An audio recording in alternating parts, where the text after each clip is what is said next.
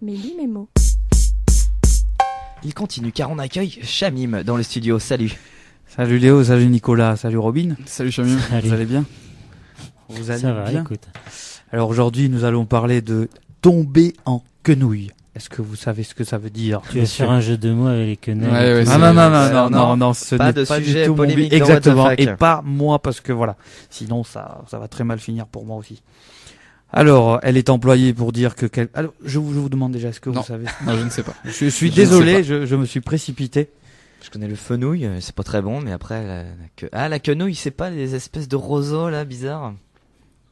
Non, je ne sais pas. Bon, le Il mieux c'est que dit tu nous n'importe l'expliques. Mais non, pas du tout. Mais pas du tout. Vous allez voir que je ne dis pas n'importe quoi.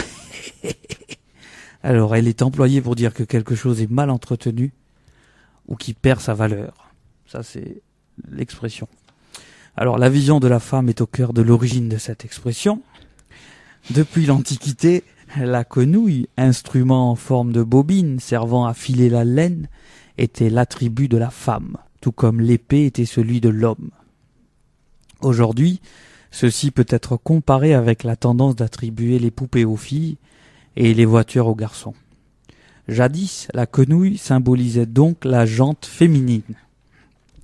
Cependant, au XVIe siècle, lorsqu'il arrivait qu'un bien se perde dans la lignée de la femme, ou qu'un royaume passe entre les mains de la descendante féminine faute d'héritier mâle, on disait que le bien tombait en quenouille. Selon l'esprit machiste de l'époque, la femme avait une fonction limitée, réduite aux tâches ménagères. De ce fait, il était évident que le royaume hérité ou le bien reçu allait être mal géré, mal entretenu. Par faute de savoir s'y prendre, le royaume allait perdre sa valeur et tomber en ruine.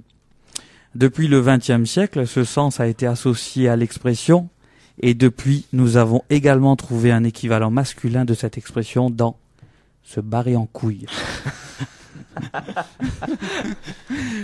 Voilà. Je crois que toutes les auditrices de la radio ont éteint, Ah, là, leur poste. J'espère que non. Alors là, ça bâche sur les femmes. Bam, alors toutes les En tares. même temps, c'est une expression qui existe, hein, autant en C'est parler. une expression qui existe. Mais qu'on tomber n'emploie en plus, couille. hein. Qu'on emploie. Ah bah encore heureux. Partir en Ouais. couille, on emploie ça plus souvent quand même. Exactement. Encore, ils ont été polis. Enfin non, se barrer, partir, c'est à peu près pareil.